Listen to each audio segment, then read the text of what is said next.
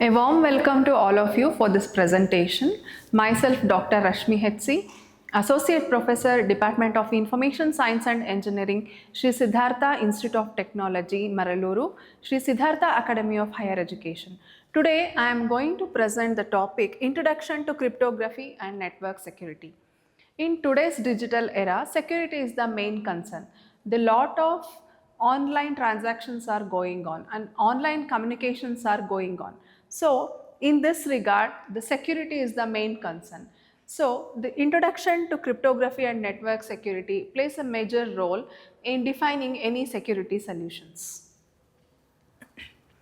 In this presentation, I am going to give the overview of what is cryptography and what are the standard organizations which supports the standards for cryptographic models, and what is computer security and key security concepts in cryptography and levels of impacts of security breaches and examples of security requirements and computer security challenges and OSI security architecture.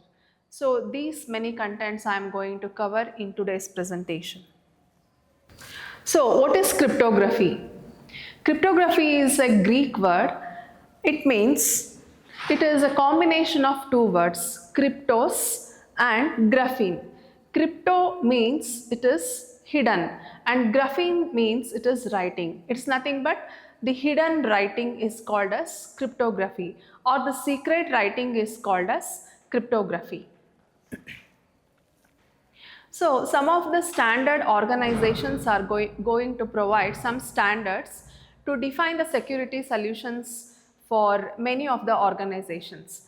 Like the managers of the various security solution organization face the severe challenges to address the development of the models. Since to address these challenges, the standard organization like NIST, that is National Institute of Standards and Technology, and Internet Society, and International Telecommunication Union, Telecommunication Standardization Sector, that is ITUT, and International Organization for Standardization and RSA Labs, they have provided the very good standards for all the vendors, as well as the managers are going to get a very big support from these standards to design any security solutions.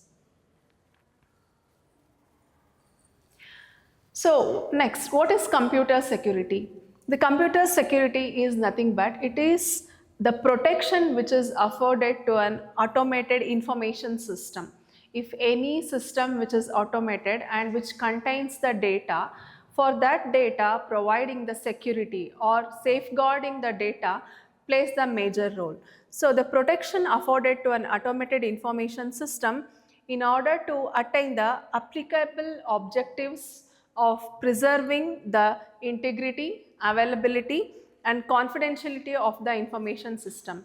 So these are the main security objectives of computer security. So to achieve this, the data is going to be safeguarded from many of the attacks and any of the hackers. So that is the definition for the computer security. So the resources may be in terms of hardware, software and firmware and information data, as well as the telecommunication data. So these are all different categories of data which is going to be safeguarded by using the computer security, that is by using various cryptographic techniques.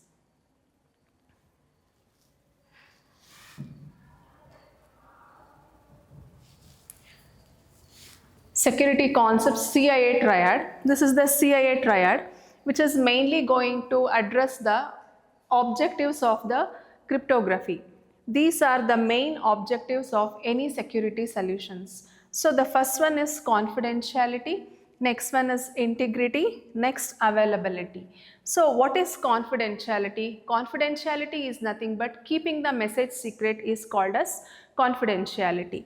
And integrity, what is integrity? Integrity is nothing but data should not be modified by the third person, like that the secrecy of data should be maintained, that is called as Integrity, that is non-modification of data over communication channels should happen. That is called as integrity. Next, availability. Availability is nothing but the resources whatever which are going to be used by the system or via the online communication, those resources should be available when they are required by the authenticated users or the intended users. That is called availability. This is called CIA triad, and this plays the major role in covering the objective of any security concepts.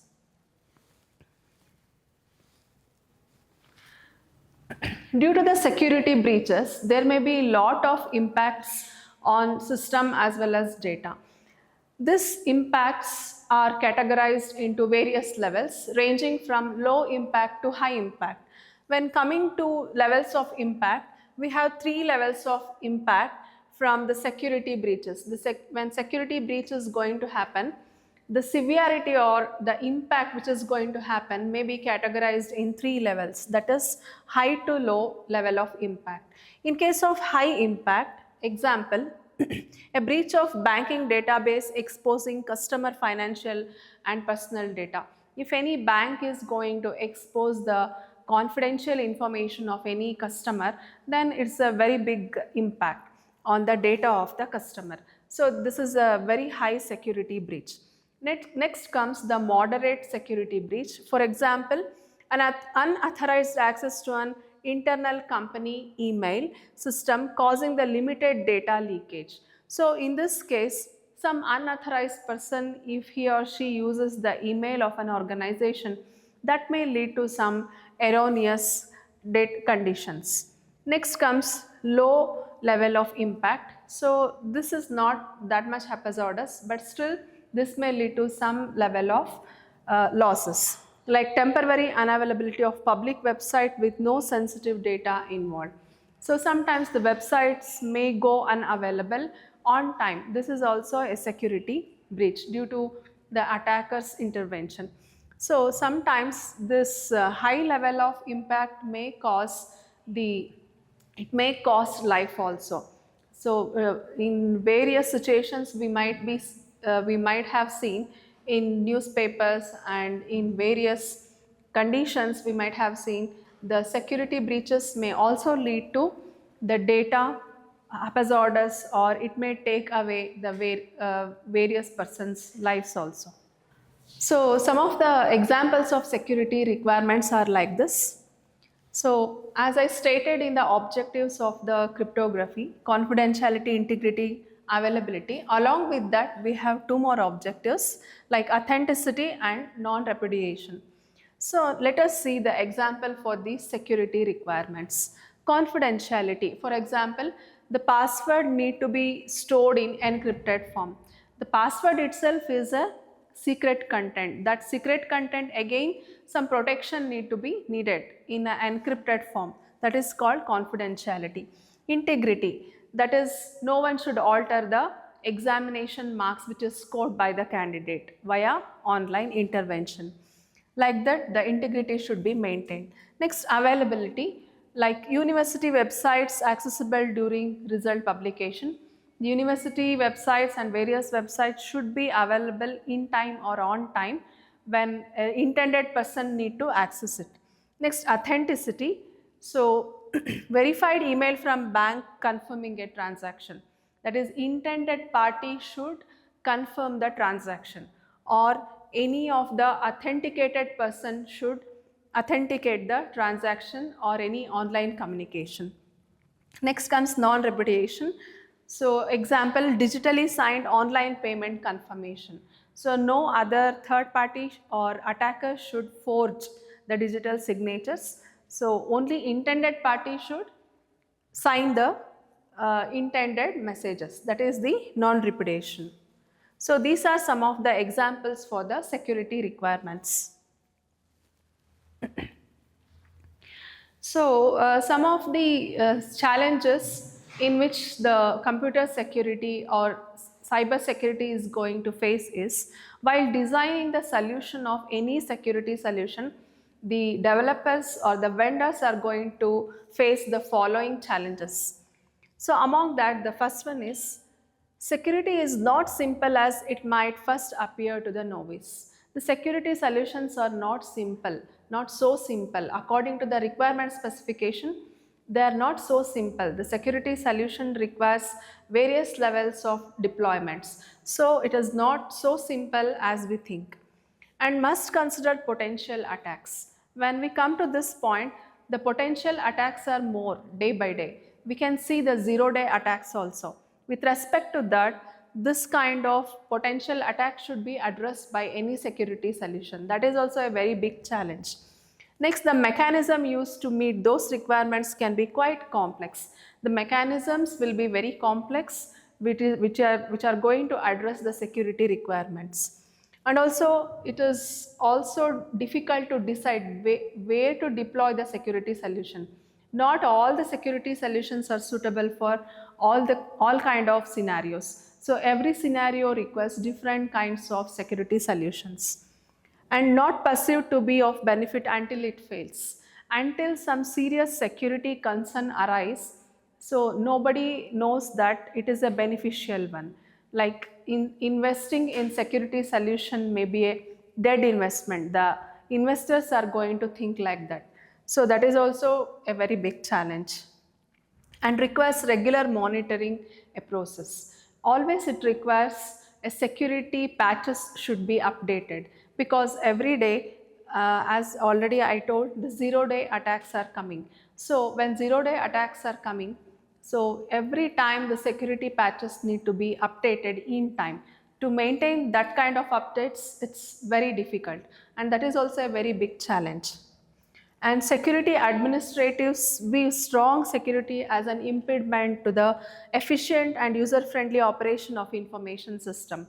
So any security solutions, they are going to require some space and time, as well as they may slow down the systems, or the security performance may lead to some other drawbacks of other implementations. Like when you install some security solution, the system may lag the usual operations. So by taking all these things into consideration, the security administrative views the strong security as an impediment to the performance of the usual behavior of the system, unless until they face the serious security concern. So these are all some of the computer security challenges which every developer of the security solution is going to face. So next, let us discuss the security architecture. So the International Telecommunication Union, it is going to define a standard called X.800 security architecture for open system interconnect.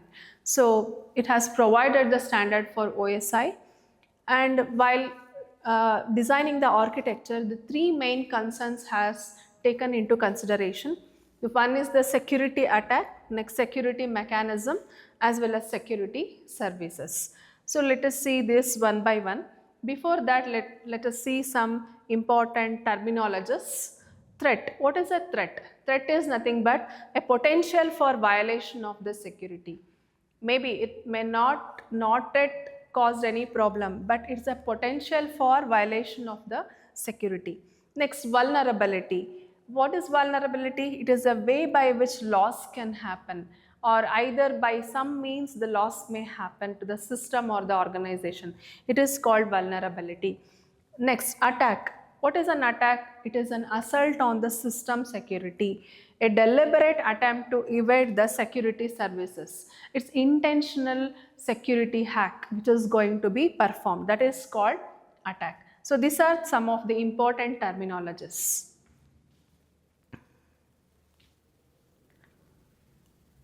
So next, let us consider three aspects of information security, as already I mentioned. The first one is the security attack. So in the security attack, you can observe this diagram. We have two kinds of attack. One is passive attack, another one is active attack. So what is passive attack? In passive attack, just the hacker or the third party is going to secretly observe or listening to the contents of two parties, what they are communicating. So here the contents are not, they are not going to modify the contents. They are just interested in the data or what they are conversing. So that is called as passive attack. This kind of attack is called passive attack. Next comes active attack. What is active attack? Active attack is nothing but the third party or the hacker or the security breach is going to happen on the modification of data. The data which is going to be communicated by two parties is going to be modified. That is called as active attack. So that is the main category of the attacks. Now let us see the different subcategories of passive attack and active attack.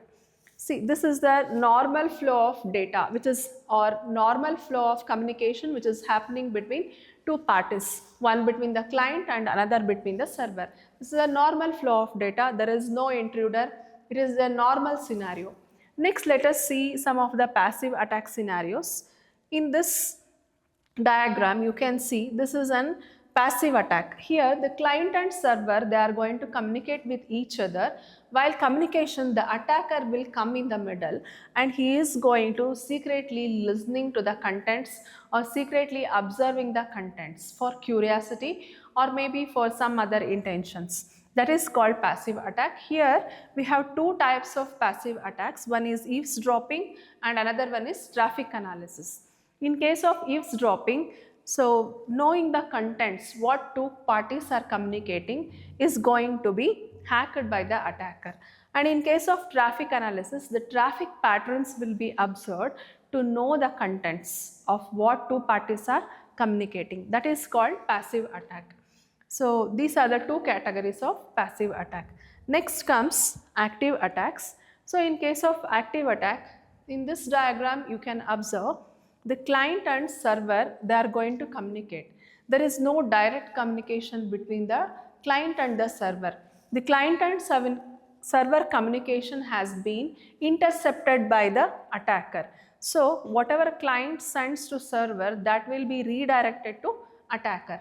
So again the attacker is going to communicate that message in a wrong way to the server. So this is called masquerade. So some person is masking himself as the original sender or the client. So this is called active attack and this is called masquerade. And during this time the attacker may modify the data also. So that is data modification, that is also a type of active attack. So in the next diagram we can see denial of service. So here the client want to access the server, but the attacker hacked the server or the attacker imposed some attack on the server and the services from the server is made unavailable to the client. So this is called denial of service. So this is an active attack. So during any kinds of availability of data or resources, if that is made unavailable by the attacker, that is called denial of service. And next type of active attack is the replay attack. In replay attack you can see the client and server, they are communicating, but the attacker is going to capture the message and the attacker is going to replay that to the server several times, or he may modify the data and replay data after some time. So these are all some of the categories of active attack and passive attack. Some of the security services, we have seen what are meant by attacks and their categories. Now let us see what are security services defined by the ITU-T X.800 standard. Some of the security services are authentication, access control, data confidentiality, data integrity, non-repudiation and availability. So these are the security services or these are the security processes which is going to work to provide the security. What is authentication? Authentication is nothing but assuring that the communicating entity is the one which is claimed. That is, the intended party itself is communicating or the authenticated user itself is communicating. That is called authentication. No other third party or any duplicate user or the attacker is using or communicating the system. That is called authentication. Next comes access control. Access control is nothing but preventing any unauthorized access to the data or the resources over the communication channel. Next, data confidentiality. Data confidentiality is nothing but keeping the message secret is called as confidentiality. So in case of confidentiality, the protection of data from unauthorized users are going to be done by applying various mechanisms. Next comes data integrity. In the services, the data integrity service should be provided to the data over the communication or which is stored offline or online. So that is called data integrity, such that data should be it should not modify the data. No one or third party should not modify the data. That is called data integrity. It is the assurance that data received as it is, which is sent by an authorized entity. In the middle or meanwhile, nobody should modify the data. That is called as data integrity. Next, non-repudiation service. It is the protection against the denial by one of the parties in the communication. So, protecting the data by the unintended parties, and they should not made unavailable those services. So, that is called non-repudiation. Availability, that is, resource should be available whenever they are required in time over the channel or whenever data has been stored or during online sessions. That is called availability. So next comes the security mechanisms. In the security mechanisms, we have two types, the specific security mechanisms and pervasive security mechanisms. So in the specific security mechanisms, we have encipherment and digital signature, access control, integrity, authentication exchange, traffic padding, routing control and notarization.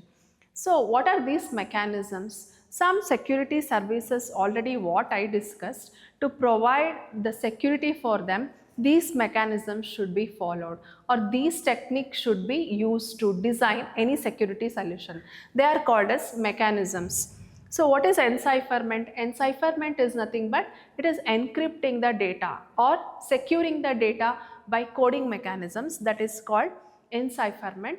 For encipherment, various algorithms are present. Next comes digital signatures. So digital signatures are nothing but the sender is going to secure the message by his own private key. That is called digital signature. Next, access control. Access controls, that is whatever the data or systems access should be controlled by the authorized user.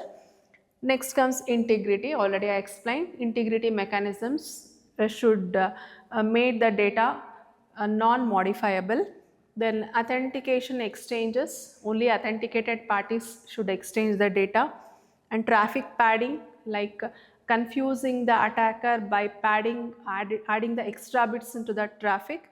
And routing control should happen to avoid any kind of routing, malicious routes to be followed.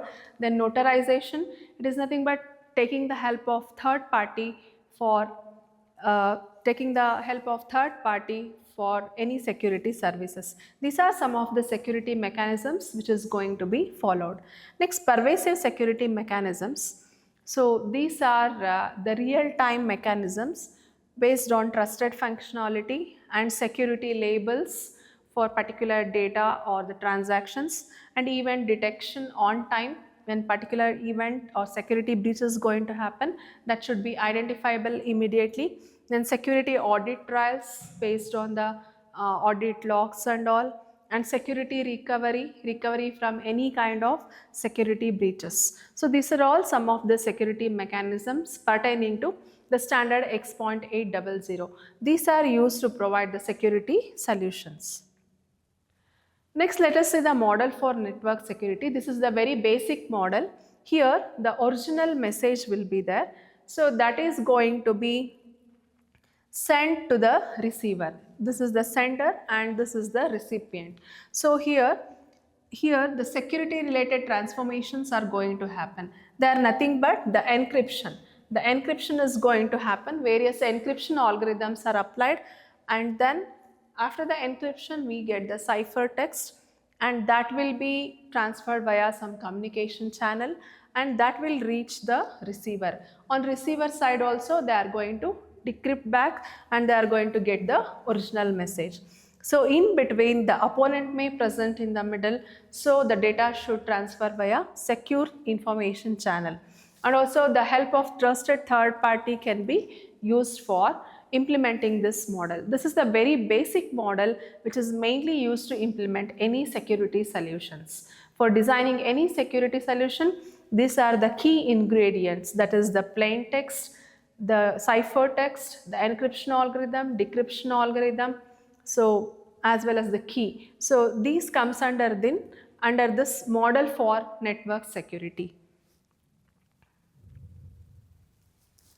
So in summary, in today's presentation, so I have discussed the things like roadmap and standard organizations which are required for providing the security solutions by the vendors, and security concepts. I have discussed confidentiality, integrity and availability. These are the major objectives of any security related concerns.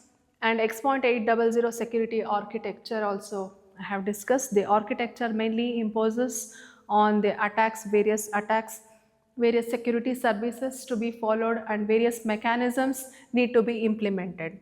And also I have discussed security attacks and different types of attacks also. And finally, the model of network security has been discussed. Hope this presentation will help in developing any kind of security solutions, and this is the basis for any kind of cryptographic solutions. Also, in this modern digital era, a lot of communications are happening via online, and every day a new security breach is going to arise. To address all these challenges and for any basic level of security solution, this is the basic presentation which I have provided. Thank you.